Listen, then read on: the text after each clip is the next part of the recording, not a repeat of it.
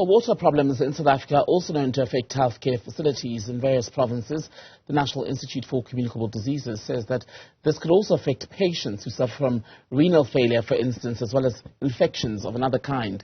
The South African Medical Association's chairperson is Dr. Mvuyisi Mzukwa, who's with us for more tonight. Doctor, very good evening to you. Are you able, I wonder, to give us an idea of just how widespread the impact of South Africa's water scarcity and infrastructure problems has been on supply to hospitals? Good evening to you, Tembegile, and to your viewers. Thank you very much for having me in your program. The maintenance of sewage and running water systems is vital for healthcare facilities, as you may imagine, to ensure adequate infection prevention. This is emphasized by the WHO program. They call it WASH, meaning water and sanitation in health facilities.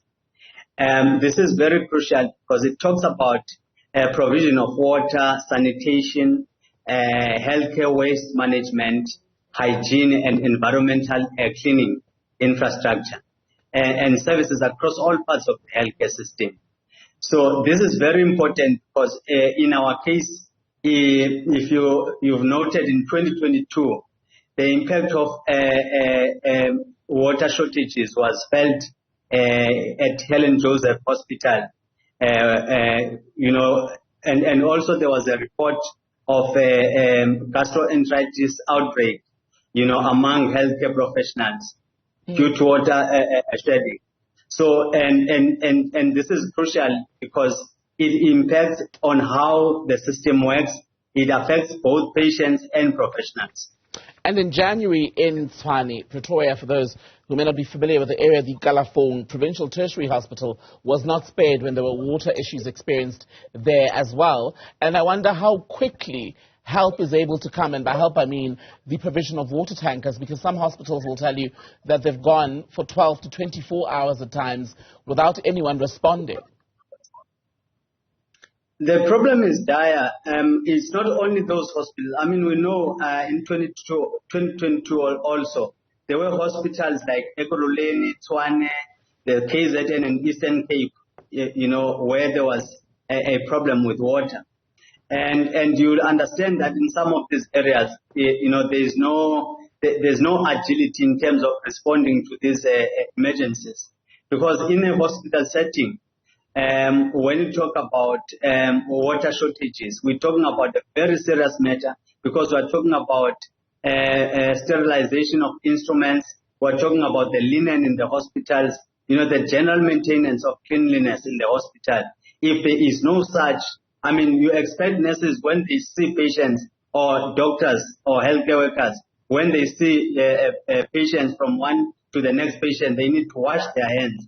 And if you cannot do that, it means you're spreading infection from one patient to the next.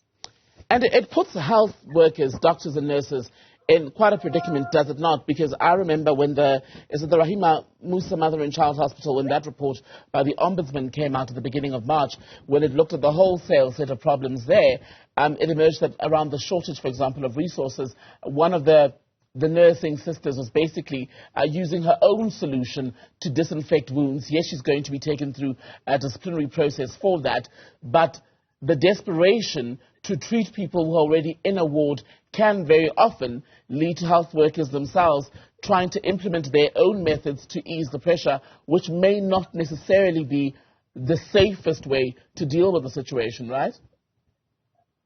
Yes, you are correct. The same thing that happens when you have load shedding, where you find that the lights goes off and you do not, your generator is not coming on, and you find that colleagues to finish a surgery or an operation, they have to put on their cell phone lights on. So I just don't understand the logic all the time when healthcare workers are trying to improvise. You have these excited officials who want to discipline those healthcare workers. But if you look at the conditions on the ground, it has pushed those healthcare workers, to do all whatever means possible to make sure that, there's survival of the system. I do think that,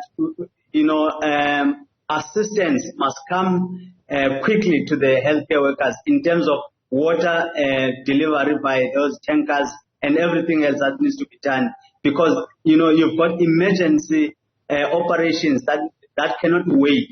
So I do think that people don't take it really seriously. They treat healthcare as just any other sector. Dr. Mvuyisi Mzukwa, good to speak to you, chairperson of the South African Medical Association. Thank you for your time tonight.